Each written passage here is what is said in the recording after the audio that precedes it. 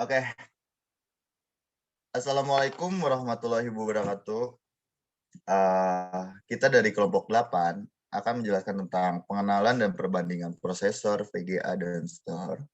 Kita ada 5 orang berkelompok. Yang pertama itu ada saya sendiri dengan R. Ramadan Destianto. Yang kedua ada Muhammad Randi Kurniawan. Yang ketiga ada Luki Syahroni. Yang keempat ada Timothy Michael Sitorus. Dan yang kelima ada Adinda Rahma Ilawati. Oke, kita lanjut langsung ke materinya. Di sini ada prosesor. Pengertian prosesor itu adalah komponen utama dari otak laptop atau komputer yang terletak di tengah-tengah motherboard yang memiliki fungsi penting untuk seluruh operasi perangkat komputer. Karena seluruh perintah itu semua dimulai dari prosesor. Terus kita lanjut ke komponen yang ada pada prosesor.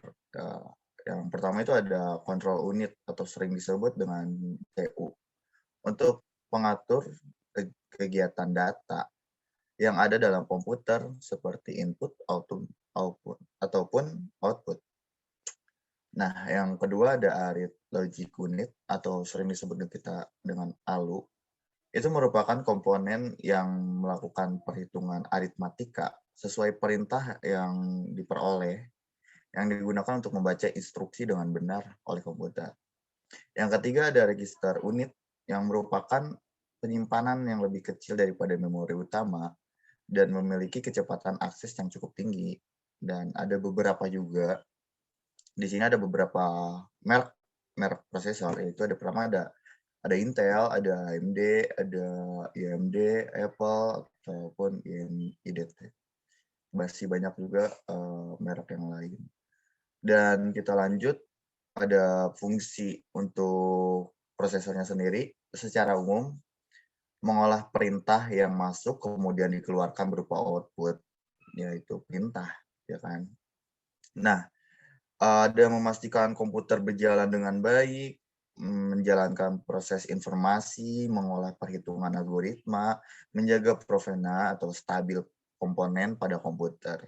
Nah, cara kerja dari prosesor yaitu kayak menggunakan ALU untuk melakukan operasi aritmatika, memindahkan dari satu lokasi memori ke lokasi yang lain, dan ada juga mengambil keputusan serta melompat ke instruksi lain. Jadi dari A langsung lompat ke B gitu. Oke. Sekarang dilanjut ke VGA. Selanjutnya VGA. VGA merupakan singkatan dari Video Graphic Array. Adalah sebuah monitor untuk mengolah tampilan yang digunakan di mayoritas PC, komputer, atau laptop. Mempunyai prosesor sendiri yang disebut dengan GPU, singkatan dari Graphic Processing Unit. Dalam proses desain grafik, memainkan game atau memutar video pada PC atau laptop diperlukan kualitas yang tinggi.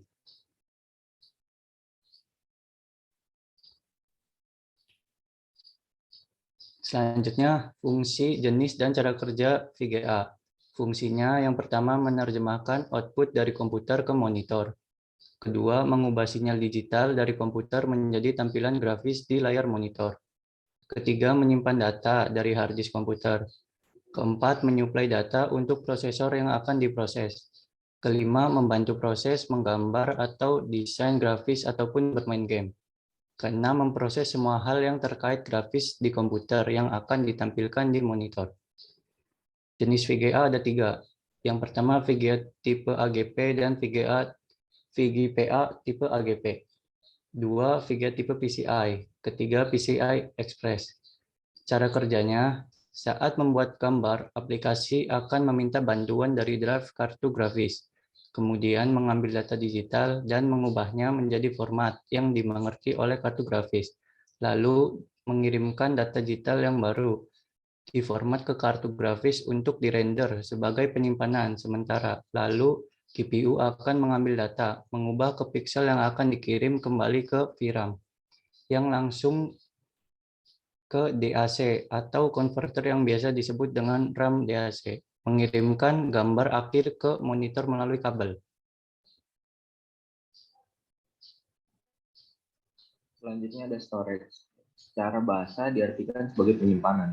Dan beberapa beberapa ahli komputer mengartikan adalah sebagai media penyimpanan data digital yang berfungsi untuk menyimpan data digital dalam bentuk dokumen, foto, video, audio, dan lain sebagainya. Lalu ada jenis dan fungsi storage. Jenis storage ada primary storage atau memori internal, memiliki akses yang lebih cepat bila dibanding dengan secondary storage, dan memiliki kapasitas terbatas. Biasanya digunakan pada CPU atau prosesor untuk mengolah data. Contohnya adalah RAM atau biasa disebut Random Access Memory, berfungsi sebagai menyimpan data sementara pada prosesor dalam mengolah data. Lalu ada ROM, Read Only Memory, berfungsi menyimpan data dan hanya bisa dibaca oleh pengisi ROM sendiri tapi rentan memanipulasi yang dapat merusak perangkat. Lalu ada secondary storage, merupakan penyimpanan bersifat permanen, berfungsi memproses data yang berada di CPU. Contohnya adalah hard disk, merupakan penyimpanan dalam perangkat komputer dalam penyimpanan data. Operating system dan data bersifat permanen. CD atau DVD merupakan penyimpanan data berjenis Blu-ray, memiliki kapasitas sangat besar.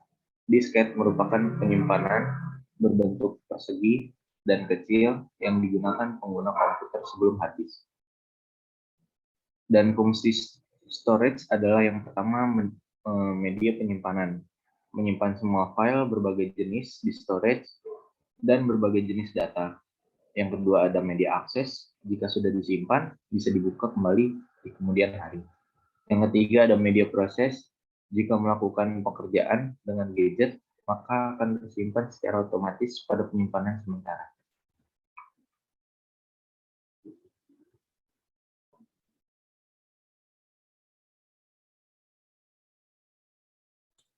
Selanjutnya, perbandingan VGA AMD dan NVIDIA. Mulai dari harga, VGA AMD lebih murah dan biasanya yang dijual AMD Radeon.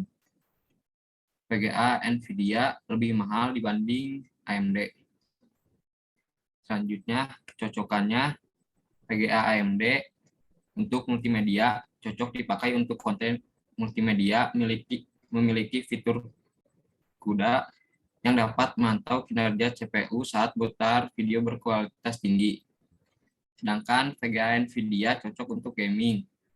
Cocok karena NVIDIA lebih fokus menggarap produk untuk gaming dan fitur-fitur yang difokuskan untuk meningkatkan kualitas grafis, video, dan kemampuan dalam menampilkan konten 3D.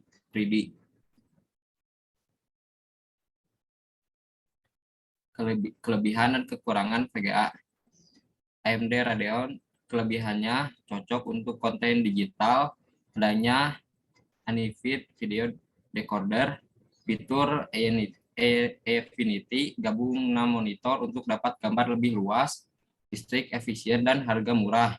Kekurangannya tidak cocok untuk gaming, tidak mendukung fiksi, grafis 3D, tidak detail.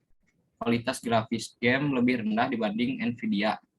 Sedangkan NVIDIA GeForce kelebihannya cocok untuk gaming, bisa dipakai untuk developer game, didukung teknologi ray tracing secara real time atau RTX.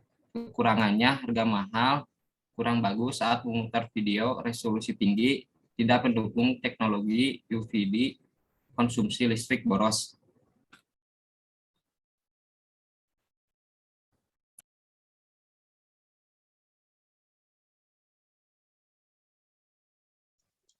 Selanjutnya ada perbandingan prosesor Intel versus AMD. Ada set instruksi, Intel terdiri dari MMX, SSE, SSE2, dan SSE3. Kalau AMD hanya SSE2 dan 3D Now. Kalau dari L1-nya, Intel maksimumnya 32K, AMD 128K. Jumlah translatornya Intel 100 miliar, AMD 105 miliar. Jumlah decoder atau integernya Intel sedikit, AMD banyak. temperaturnya, Intel dapat diatur prosesornya sendiri, AMD maksimumnya adalah 900 Celcius. Pengolah komunikasi aplikasinya, kalau Intel kurang, AMD lebih unggul. Pipeline-nya, Intel lebih panjang, bermasalah pada pertukaran tugas, kecepatannya melambat, AMD lebih pendek. Brand image-nya, Intel lebih unggul dan AMD harganya lebih murah.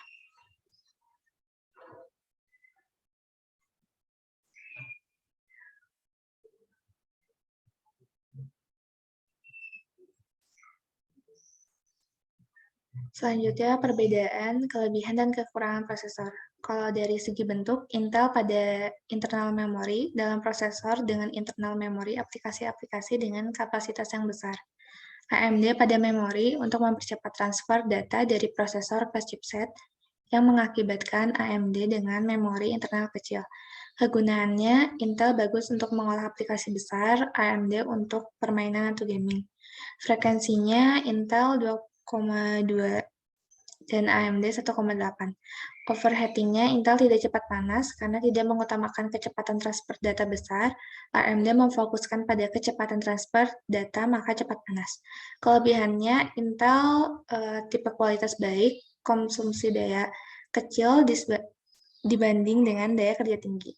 Kalau AMD harganya relatif murah dibandingkan Intel, soket AM2 Plus ini sebagai support RAM DDR2. Kekurangannya, Intel harganya lebih mahal dibanding AMD, tidak lebih daripada AMD dalam hal grafis dan game.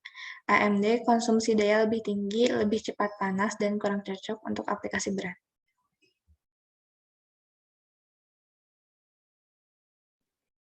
Lalu ada perbandingan cloud storage dan local storage. Kapasitas penyimpanan, cloud storage mempunyai kapasitas penyimpanan sangat besar dan adanya unlimited storage akan tetapi bayar. Lalu ada local storage mempunyai kapasitas yang sedikit cenderung beberapa GB atau tera saja. Lalu tingkat keamanan, cloud storage memiliki tingkat keamanan yang tinggi karena harus memasukkan password terlebih dahulu. Lalu local storage tidak punya dan tidak ada proteksi apapun. Kemudahan dalam mengakses, cloud storage mudah dibuka dimanapun dan kapanpun. Local storage harus membutuhkan laptop atau komputer. Resiko yang ditanggung, cloud storage, file yang disimpan tidak akan hilang jika ingat akun yang dapat diakses. Jika local storage mudah hilang. Tentang fitur, cloud storage dapat melakukan sharing, editing dengan mudah. Local storage harus menggunakan PC untuk melakukan editing. Tabel perbandingan cloud storage, penyedianya ada Dropbox, Google Drive, vCloud, Sync.com, dan Ice Drive. Dan bisa dibaca sendiri. Terima kasih. Oke, sekian dari kelompok 8. Mohon maaf kalau ada salah-salah kata. Sekian dari kami. Wassalamualaikum warahmatullahi wabarakatuh.